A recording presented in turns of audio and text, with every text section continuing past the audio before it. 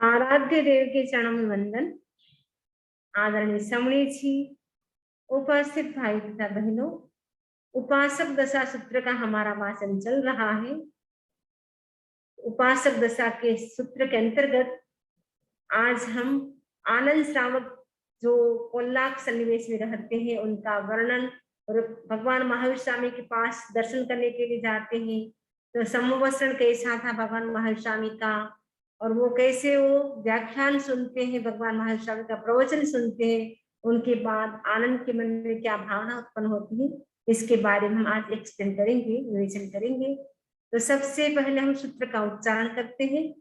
मूलम तत्सणम वाणी गामस बहिया उत्तरपुरी थीमे दिशि भाई एत्थणम कोल्लाय नाम सन्निवेशे होता रिद्धि निय जाव पासा दिए दरी सणिज्य अभिरुवे पड़ी रुवे। ये छाया का मतलब जो प्राकृति है उसी का संस्कृत है।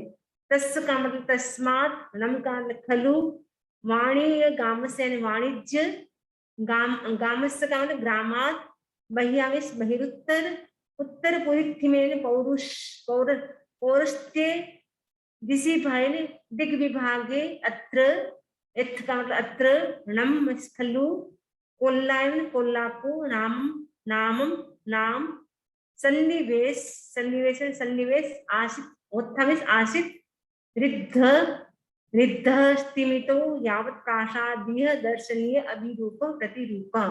एक एक जो प्राकृत में जो शब्द बताए उसी का हम एक एक का हिंदी में हम देखेंगे।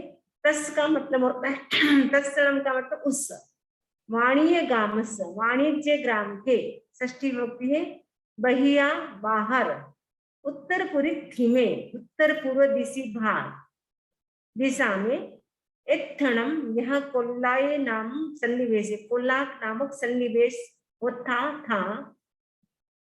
वह रिद्ध रिद्धि निय जाओ पासा दिए, रिद्ध अर्थात संपन्न, स्मित अर्थात सुरक्षित, यावत पासा दिए प्रासादों से सुशोभित, दरी सणिज्य दर्शनीय था। मतलब वो जो कोल्लाक सन्निवेश गांव था, वो सिटी थी, बहुत ही रिद्धि संपन्न थी, सुरक्षित थी, मतलब किसी भी प्रकार का डर नहीं था वहां पे। वहां के जो प्रासाद में जो पैलेस थे, हाउस थे, वो बहुत ही दर्शनीय, मतलब देखने योग्य थे। अभिरूपे, अभिरूप अर्थात सुंदर, और परिरूपे का मतलब प्रतिरूप अर्थात जैसा होना चाहिए वैसा था। वहां के सारे जो हाउस थे, पैलेस थे, बहुत ही ब्यूटीफुल थे। मतलब देख करके लोग क्या है, बहुत सारे टूरिस्ट लोग भी आते थे देखने के लिए, इतना सुंदर था। भावार्थ, वाणिज्य ग्राम के बाहर ईशान कोण में कोल्लाक नामक सन्निवेश अर्थात उपनगर था। वह कैसा था? रिद्ध, रिद्ध का मतलब धन धान्य आदि से संपन्न, यानी उस गांव में किसी को भी किसी भी प्रकार की कमी नहीं थी, यानी सब रिच मैन थे, कोई पुअर नहीं थे वहां पे।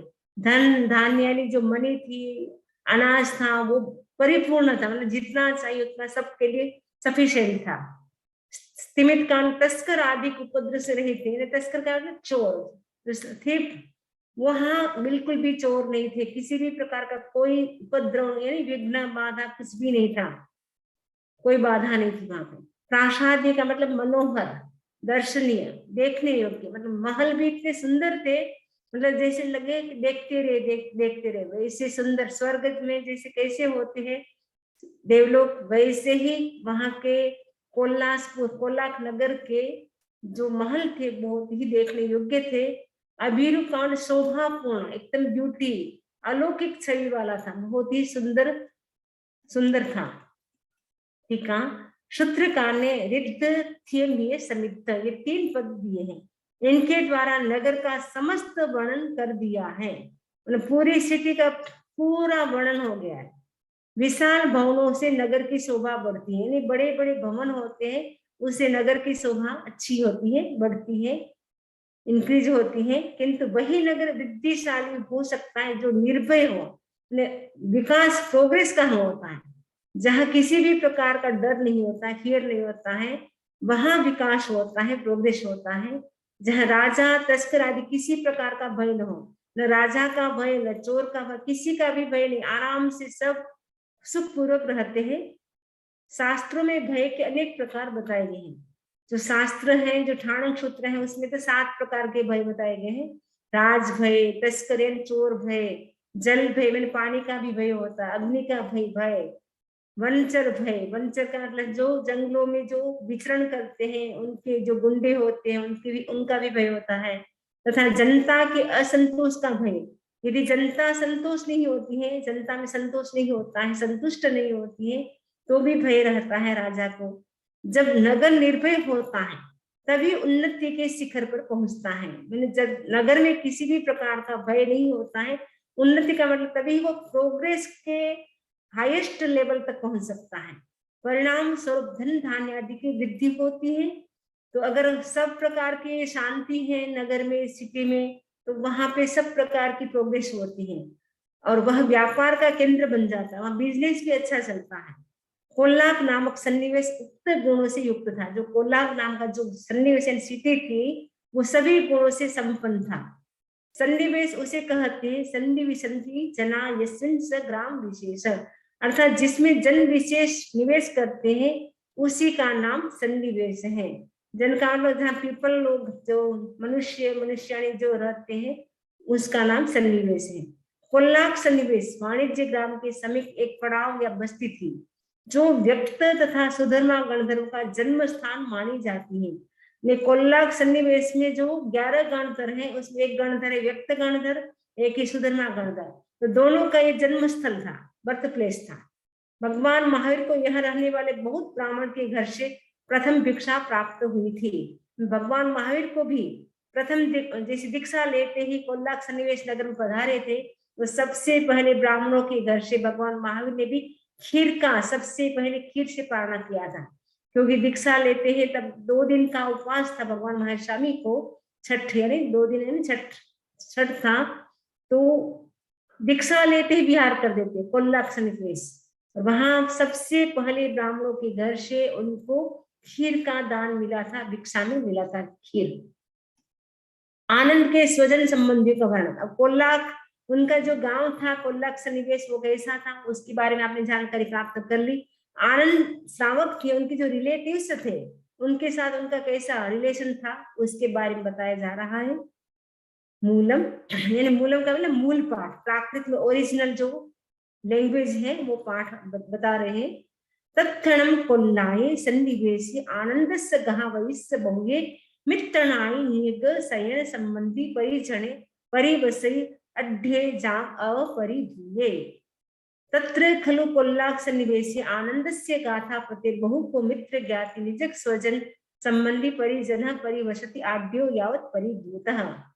क्योंकि भगवान महावीर स्वामी थे वो प्राकृत भाषा में बोलते थे, इसीलिए हम प्राकृत भाषा दी है, क्योंकि उस समय कॉमन भाषा थी। आजकल हम जैसे इंडिया में हिंदी भाषा कॉमन है, अमेरिका में जैसे इंग्लिश भाषा कॉमन है, वैसे ही भगवान महावीर स्वामी के टाइम प्राकृत भाषा कॉमन थी, तो सभी लोग प्राकृत भाषा में ही बातचीत करते थे। तो इसीलिए यहाँ पे मूल भाषा है वो प्राकृत में है। अब एक एक का हम मीनिंग समझेंगे। तो वर्तमान समय में भी प्राकृत काफी लोग पढ़ रहे हैं। अभी हमारी क्लास में प्राकृत में चल रही है, ऑनलाइन लोग से मैं देती हूँ, तो यहाँ के लोग भी, मायामी के लोग भी वहाँ यहाँ पढ़ते हैं, तो अच्छी बात है। आप लोग भी जो भी इच्छा हो प्राकृत लैंग्वेज सीखेंगे आप, जो मैन्युस्क्रिप्ट है, मैन्युस्क्रिप्ट वो आप पढ़ सकते हैं, यानी प्राकृत जो आगम है उनको आप अपने आप सेल्फ पढ़ सकते हैं। उसके लिए प्राकृत भाषा को सीखना जरूरी है। तो काफी उत्साह दिखा रहे हैं यहाँ के लोग भी, ऑरलैंडो के लोग भी, और भी कई जगह प्राकृत भाषा की क्लासेस होती है, वर्कशॉप होता है। आप लोग भी सभी सादर आमंत्रित है मेरी क्लास में, एवरी वेडनेसडे होती है। तत्क्षणम, उस तत्क्षणम का मतलब उस कोल्लाये सन्निवेश, कोल्लाक सन्निवेश में आनंद से इस आनंद गाथा पति के बहुएन बहुत से मित्रणा शयन संबंधी परिजने, मित्र ज्ञाति आत्मीय स्वजन संबंधी और परिजन रहा करते थे। मित्र का मतलब होता है फ्रेंड, ज्ञाति का मतलब रिलेटिव्स होते हैं, आत्मीय स्वजन अपने भी होते हैं, आत्मीय स्वजन अपने अपने ओन जो होते हैं रिलेशनशिप, जैसे अपना बेटा है, पत्नी है, पापा है, मम्मी, वो ओन होते हैं, तो आत्मीय हो गए, संबंधी और परिजन रहा करते थे। तो वो उनके जो रिलेटिव्स थे, उनके जो फैमिली थी, वो वहां रहती थी। अड्डे जाओ अपरिपूरे, वे भी आड्डे यावत अपरिपूत थे।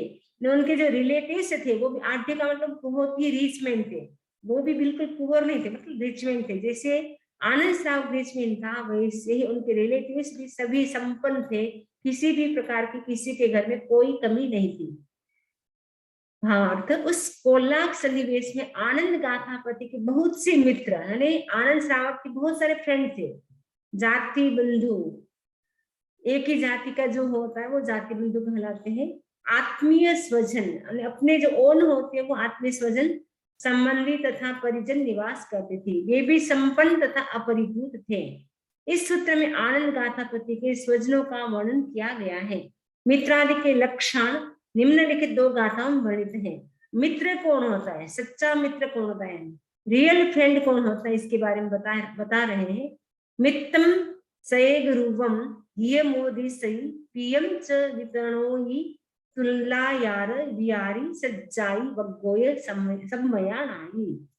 ये मित्र के 6 गुण बता रहे हैं 2 श्लोक में। माया पीयुपुत्ताई नियगु सैनो पीयुप भायाई संबंधी ससुराई दासाई परिजनों नियो। मित्र वह है जो सदा हित की बात बताता है।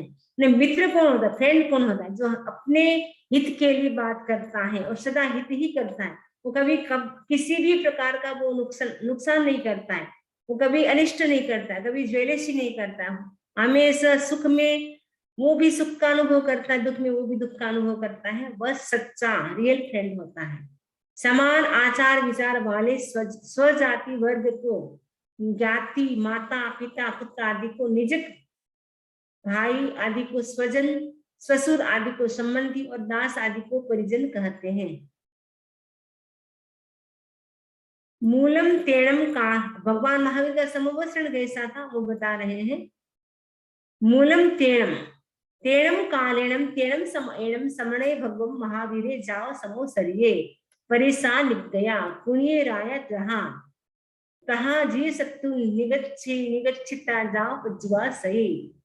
तस्मिन् काले तस्मिन् समये श्रमणो भगवान महावीरो यावत् समवसरितः परिसन्निर्गता कुणिको राजा यथा तथा जित शत्रु निर्गच्छति निर्गत्य यावत् परिपाशते। तेणम कालेणम तेणम समयणम, ये प्राय आगमों की लैंग्वेज में सबसे पहले प्राय लाइन आती है। तेणम कालेणम तेणम समयणम, उस काल उस समय, यानी भगवान महावीर स्वामी का जो समय था, अवसर पीढ़ी का जो लास्ट आरा, इन चौथा आरा का लगभग 75 ईयर बाकी थे, उस समय की बात बता रहे हैं। समणे भगवान महावीर जाव समो सरिये, श्रमण भगवान महावीर या वाणिज्य ग्राम में पधारे। पुण्य राया जहां, पुण्य राय ने कोणिक राजा, तहा जी शत्रु निगच्छे, कोणिक राजा के समान जित शत्रु राजा भी निकला। क्योंकि कोलाक सन्निवेश का राजा कौन था, जित शत्रु राजा था। जैसे कोणिक राजा कौन थे, श्रेणिक का बेटा वो कोणिक था। जैसे कोणिक राजा है, जैसे वो भगवान महावीर के दर्शन करने के लिए जाते हैं, वैसे ही जित शत्रु राजा भी भगवान महावीर के दर्शन करने के लिए वो जाते हैं। निगच्छिता, निकल कर, जाम यावत वज्वा से भगवान के पास आया, तो उसने भगवान महावीर की वंदना तथा चरण सेवा की। तो जित शत्रु राजा कहाँ आते हैं, भगवान महावीर स्वामी के पास आते हैं। आकर के वो क्या करते हैं, सबसे पहले विधि होती है साधु संतों के जाते हैं या भगवान के पास जाते, तो सबसे पहले हम क्या करते हैं, वंदन करते हैं, नमस्कार करते हैं। कुत्तों के 5 से 3 बार, तो हम उठ बैठ करके क्या करते हैं, वंदना करते हैं सबसे पहले। तो जित शत्रु राजा ने भी क्या किया, वंदना की। तो वंदना करने से क्या लाभ होता है, हमारा जो निज गोत्र होता है, कर्म, जो 8 कर्म में एक आपने गोत्र कर्म सुना था, वो 2 प्रकार का होता है, उच्च गोत्र निज गोत्र। तो वंदना करने से क्या होता है, भगवान स्वामी कहते हैं कि वंदना करने से निज गोत्र कर्म का क्षय होता है, उच्च गोत्र कर्म का बंध होता है। यानी निज गोत्र कर्म का क्षय हो जाएगा तो फिर आप कभी भी पुअर फैमिली में जन्म नहीं होगा। एकदम आपका जो हाईएस्ट फैमिली होती है, रिच फैमिली होती है, वही हमारा बर्थ प्लेस होता है, तो मैंने कभी वो दुखी नहीं होता है। तो वंदना करने से इतना लाभ होता है। वंदना भी कैसे करनी चाहिए, पंचांग प्रणति।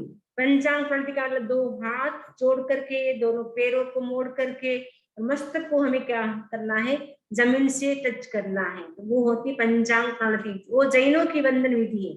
अष्टांग वंदना अपनी विधि नहीं, अपनी विधि क्या है, पंचांग प्रणति जैनों की विधि है, मुश्किल से मिलती संतों की सन्निधि है। इसलिए हमें क्या करना है, संत जब भी मिले तो हमें क्या करना चाहिए, साधु संत मिले तो हमें पंचांग प्रणति वंदन करना चाहिए। और वो सिर भी हमें कहाँ लगाना चाहिए, उनके पैर का जो अंगूठा होता है वह लगाना चाहिए, क्योंकि अंगूठे से, अंगुलियों से एवरी टाइम एनर्जी निकलती रहती है। यदि हम टच करते अपना मस्तक अंगूठे से तो डायरेक्ट ऊर्जा हमारे अंदर जाती है। तो हमें जब भी वंदन करना हो तो हमें ऐसे करना चाहिए। तो इसमें बता रहे हैं कि जित शत्रु राजा भी भगवान महावीर स्वामी के पास गए, उन्होंने वंदना की और वंदना करके उनके पास बैठ जाते हैं, सेवा करते हैं। उस समय भगवान महावीर स्वामी ग्रामानुग्राम धर्मोपदेश देते हुए वाणिज्य ग्राम नगर के बाहर दूती पलाश चैत्य में पधारे, परिषद वंदन करने को निकली। जो भी जनता थी वो सब क्या करते, सब की सब पता चलता है कि भगवान महावीर स्वामी पधारे, तो सब के सब लोग घर से निकल करके भगवान के दर्शन करने के लिए जा रहे हैं। क्योंकि अपने को पता चले कि मायामी में भगवान महावीर स्वामी पधारे हैं, तो अपन भी सब दर्शन करने के लिए जाएंगे, कोई भी नहीं रहेगा। उल्लाख सन्निवेश में भगवान महावीर स्वामी पधारते हैं। बहुत सारे जो जनता थी, पीपल्स थे, वो क्या करते हैं, भगवान के दर्शन करने के लिए आते हैं। पुणिक के समान जित शत्रु राजा भी वैभव के साथ निकला और भगवान महावीर की सेवा में उपस्थित हुआ। पुणिक राजा के जैसे ही जित शत्रु राजा भी क्या पूरे ठाट बाट के साथ वो भगवान महावीर स्वामी को दर्शन करने के लिए आते हैं और वहां सेवा के लिए वो बैठ जाते हैं। सूत्र में परिषद शब्द दिया हुआ है, उसका ये भाव है कि परि सर्वतो भावेन सिदंती उपविशंती गच्छन्ति वा जना यस्याम सा परिषद सभा।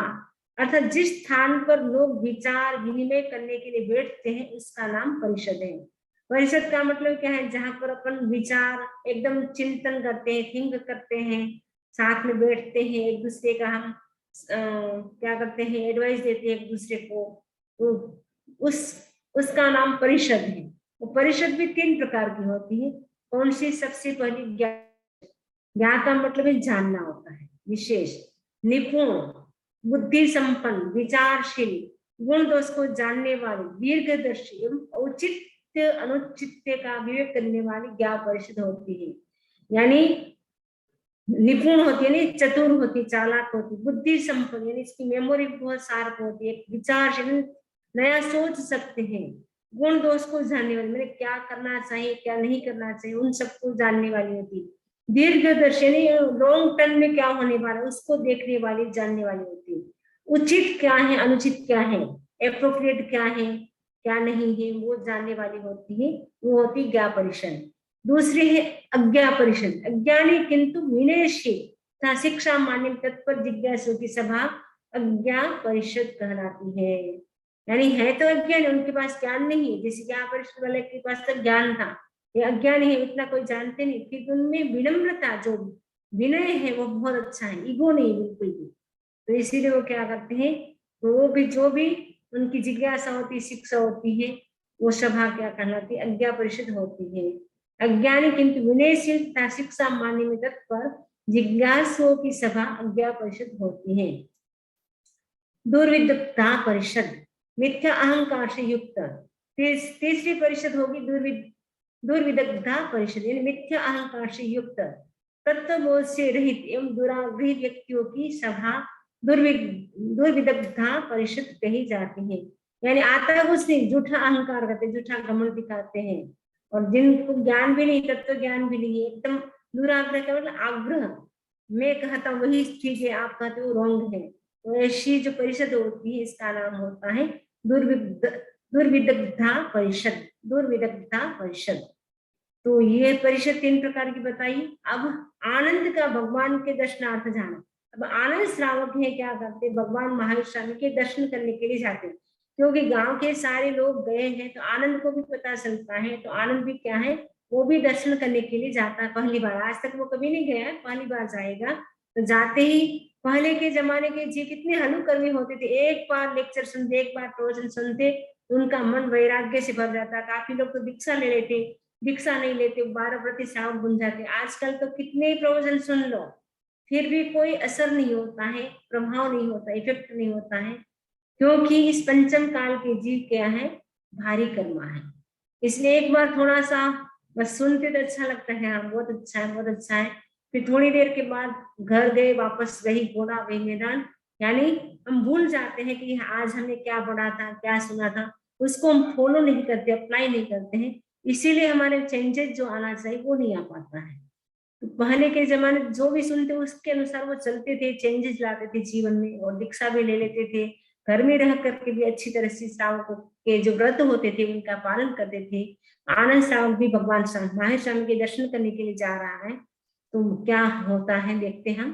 तैणम से आनंदे कहा वही उन्हीं से कहाए लदत्थे समाणे एवं खलु समणे जाओ विहिरैतम मह फलम जाओ गच्छामिनम जाओ बजवासी एवं संपेहि संपेहितनाहाय शुद्ध पावे साई मंगलाय वत्थाय परी बरी पवर परी हिये अप महघा भरणालंकिय शरीरे सयाओ विहाओ पडिनिखमयी पडिनिखमित्ता सकोरन कोयंट मल्लदामेन सत्यन हरिज्यमाणेन मनुष्य गुरा परिकृते पाय विहार सारिणम वाणिगाम नैरम नज्जम मज्जेणम निगच्छै निगच्छिता जेनामे द्विपलाशे चेये जेनेव समणे भगवं महावीरे तेन उवागच्छै उवागच्छिता तिकुत्तो आयाहन पयाहन करे करेत्ता वंदे नंसे जावज्वासै।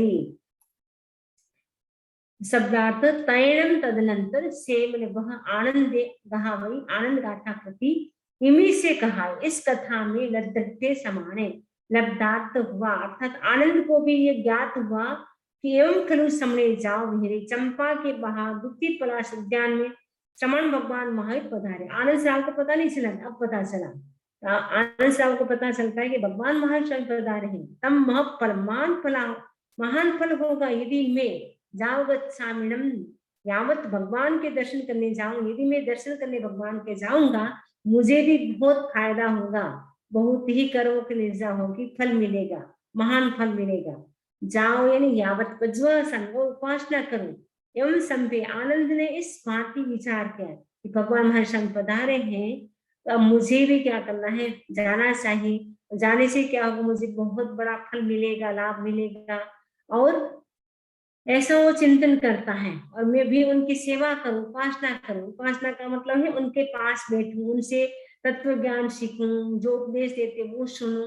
ऐसा विचार करके वो तैयार होता है। तैयार कैसे होता है बता रहे, विचार करके। नहाए, स्नान किया, सबसे पहले स्नान किया, शुद्धप्पा वेशाय मंगलम बत्थाय, और शुद्ध तथा सभा में प्रवेश करने योग्य मांगलिक वस्त्र, क्योंकि जब साधु संतों के जाते हैं, मंदिर जाते हैं, भगवान के दर्शन करने के लिए जाते हैं, तब कपड़े भी हमारे क्लोथ भी कैसे होना चाहिए, एकदम शुद्ध होने चाहिए, प्योर होना चाहिए, और एकदम सिंपल ड्रेस होनी चाहिए। ऐसे नहीं कि बहुत सारे ऐसे चढ़किले भड़किले डार्क कपड़े होते, डार्क जिसके कलर होते हैं, वैसे डार्क कलर नहीं पहनना चाहिए, लाइट कलर पहनना चाहिए। हो सके तो व्हाइट ड्रेस पहननी चाहिए, व्हाइट ड्रेस नहीं हो तो कम से कम लाइट कलर के जो ड्रेस होते हैं वैसा पहनना चाहिए। तो आनंद भी क्या करता है, एकदम शुद्ध कपड़े पहनते हैं, एकदम स्वच्छ कपड़े पहनते हैं, धोए हुए या नए कपड़े जो भी। और वो क्या करते हैं, पवर परी ही भली भांति पहनने, अप महघा भरना अलंकृत शरीर, और अल्प किंतु बहुमूल्य आभूषणों से शरीर को अलंकृत किया। आभूषण पहनते लेकिन एकदम जो जिसकी कॉस्ट कम थी, वो सामान्य जो आभूषण थे वो पहनते, कॉस्टली आभूषण नहीं पहनते, क्योंकि भगवान के दर्शन करने के लिए जा रहे थे। तो सामान्य जो आभूषण थे, ऑर्नामेंट थे, वो पहनते हैं। इस प्रकार सज्जित होकर वह अपने घर से निकला। परिनिखमिता निकलकर सकोरेंट मल्लदामेन सत्यन धरिज्यमान, कुरंट पुष्पों की माला से युक्त छत्र धारण किए, मनुष्य मग्गुरा परिनिखिते, मनुष्य समूह से घिरा हुआ, पाय विहार चारणम, पैदल ही चलता हुआ। ऐसे नहीं कि भगवान आए तो गाड़ी में बैठ के गए, आराम से, नहीं तो उनकी इतनी गाड़ियां थी, कितनी गाड़ियां थी, ढेर सारी, फिर भी वो पैदल जाता है। वाणिज्य ग्राम नैरम वज्जम वज्जन निगच्ची, वाणिज्य ग्राम नगर के बीचों बीच होता हुआ निकला, बीचों बीच होता हुआ वाणिज्य ग्राम था, वहां बीचों बीच जो रास्ता था, मिडिल रास्ते से वो निकलता है। निगच्छिता निकल कर जेणा में दुलपलासे चाहिए, जहां दुत्तिपलास चैत्य था, मन उद्यान था, जेणे श्रमणे भगवान महावीर, जहाँ श्रमण भगवान महावीर विराजते थे, तेणे उवागच्छी, वह आया, उवागच्छित आकर तिकत्तो आयन पायन करे, 3 बार दाहिनी ओर से प्रदक्षिणा की। जो वंदना करते वो हमेशा राइट से लेफ्ट की ओर होती है। मंदिर में जो आरती जो आप करते हैं ना, मंदिर की परिक्रमा भगवान के चारों ओर घूमते, वो भी राइट से लेफ्ट की ओर ही होती है। और जो सूर्य चक्कर लगाता है वो भी राइट से लेफ्ट की ओर ही लगाता है। जब आरती करते हैं, आरती भी हम राइट से लेफ्ट की ओर ही करते हैं, भगवान की आरती उतारते वो भी राइट से लेफ्ट की ओर ही शुरू करते हैं। तो ये मतलब बहुत प्रभावशाली, हमारे जो राइट से लेफ्ट की ओर जो भी प्रदक्षिणा की जाती है, वंदन किया जाता है, वो राइट से लेफ्ट की ओर की जाती है। सूर्य भी क्या करता है, राइट से लेफ्ट की ओर ही परिक्रमा करता है। इसलिए विधि भी, वंदना की विधि भी यही है कि राइट से लेफ्ट की ओर हमें करना चाहिए। करेक्टा प्रदक्षिणा करके वंदई नमन से वंदना की और नमस्कार किया, जाओ यावत वज्वा से परिपाषणा की। अब वंदना, क्योंकि आनंद श्रावक भगवान महर्षि के पास आ चुका है, आते ही यो क्या करता है, सबसे पहले कुत्ता के पाठ से वंदना करता है राइट से लेफ्ट की ओर। उसके बाद वो क्या करता है, भगवान महावीर की परिपाषणा सेवा में बैठ जाता है, भगवान महावीर के निकट बैठ जाता है, एकदम नियर बैठ जाता है। राजा आदि के नगर के प्रमुख जनों को भगवान की वंदना के लिए जाते देखकर आनंद को ज्ञात हुआ। आनंद को कैसे पता चला, क्योंकि राजा महाराजा बड़े बड़े जो लोग थे वो जा रहे थे वंदना करने के लिए, एक ही दिशा में सब जा रहे थे। तो सहज ही प्रश्न होता है कि अरे आप सब कहाँ जा रहे हैं। तो सब पता चला आनंद को कि ये तो सब भगवान महावीर पधारे हो, जो तीर्थंकर है, अंतिम तीर्थंकर, और हमारे जो नाथ है वे तीर्थंकर भगवान साक्षात पधारे हैं, तो मुझे भी जाना चाहिए। महावीर स्वामी नगर के बाहर उद्यान में ठहरे हुए हैं, रुके हुए हैं। उसके मन में विचार आया कि मुझे भी भगवान के दर्शनार्थ जाना चाहिए, दर्शन करने के लिए जाना चाहिए और विधि पूर्वक उपासना करनी चाहिए। मतलब दर्शन करके आया तुरंत आया ऐसा नहीं, वहां जाकर के मुझे पूरी विधि क्या होती है सेवा करने की भगवान की, वैसे ही मुझे पूरी विधि के साथ वहां बैठना है, इससे महान फल की प्राप्ति होगी। यह विचार कर उसने स्नान किया, शुद्ध सभा में प्रवेश करने योग्य मंगल वस्त्र पहने, अल्प परंतु बहुमूल्य आभूषणों द्वारा शरीर को विभूषित किया। इस भांति सुसज्जित होकर वह अपने घर से निकला। कोरंट पुष्पों की माला से अलंकृत छत्र धारण किया, गले में तो कोरंट पुष्प की माला पहनी और हाथ में छत्र लिया यानी अम्ब्रेला लिया, और जन समुदाय से घिरा हुआ, इतना क्राउड था, बहुत ज्यादा लोग थे, उनसे घिरा हुआ। पैदल ही वाणिज्य ग्राम नगर के बीचों बीच होता हुआ, मतलब अकेला नहीं जाता है, मतलब पूरे ग्रुप के साथ जाता है, ठाट बार के साथ। द्वितीय पनास चैत्य में जहां भगवान महावीर स्वामी विराजमान थे वहां पहुंचा। वहां जाकर भगवान महावीर को 3 बार प्रदक्षिणा की, वंदना तथा नमस्कार किया, यथा विधि परिउपासना की, जो विधि थी उसी के अनुसार भगवान की उपासना की। सूत्र में यावत शब्द से निम्नलिखित पाठ को संकेत किया गया है। समणम भगवम महावीर वंदामि नौशामि सत्कारमि सम्मानमि कल्याणं मंगलम देयं चेयं विणएणम। भगवान की वंदना करते समय उनकी इस प्रकार स्तुति की जाती है, आप कल्याण करने से कल्याण रूप हैं। कल्याण बोलते हैं ना, कल्याण माने कल्याण रूप है।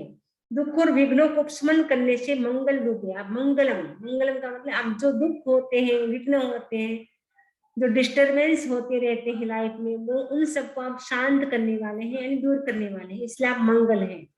3 लोक के नाथ होने से आप क्या है, आराध्य देश स्वरूप है, विशिष्ट ज्ञानवान है, चैय विशिष्ट ज्ञानवान है, अथवा चित्त शुद्धि के हेतु होने से आप चैत्य ज्ञान स्वरूप हैं।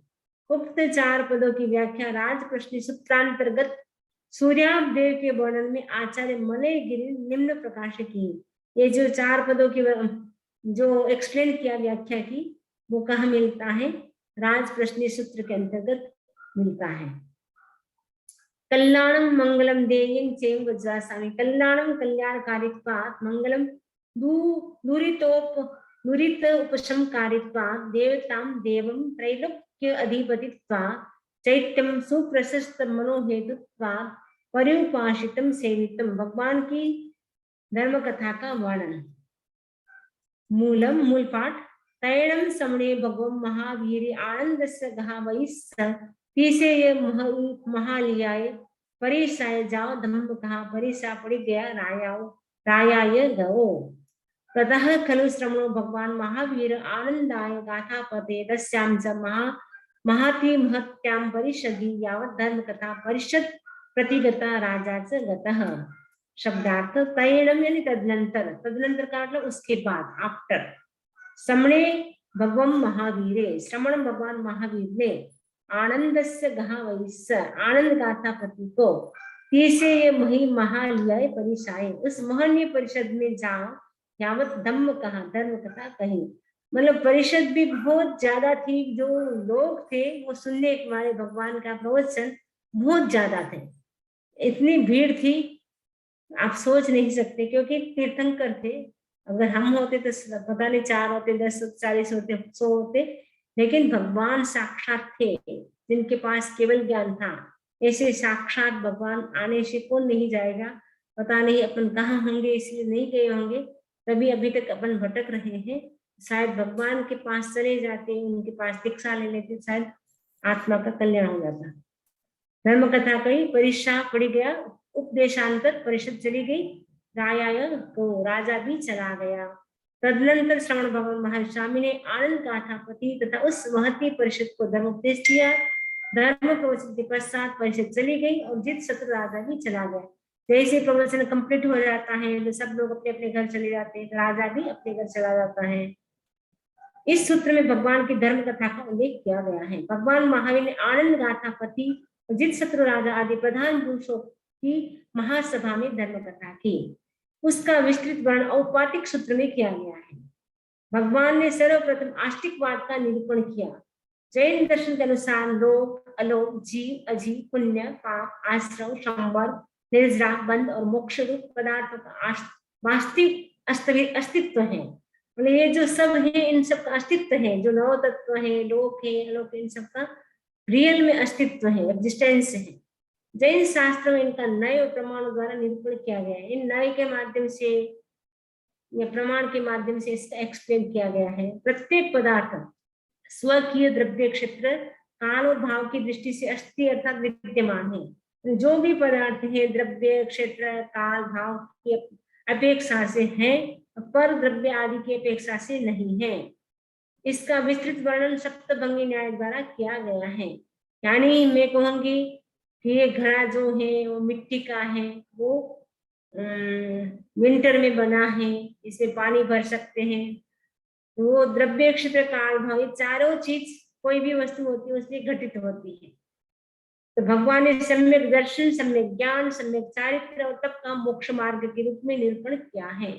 साथ ही 4 गतियों, 4 कसाय, 4 संज्ञाओं, 6 झिनिकाओं तथा 4 विकथाओं अर्थात स्त्री कथा, भक्ति विकथा, देश विकथा तथा राज विकथा का विस्तार वर्णन किया गया है।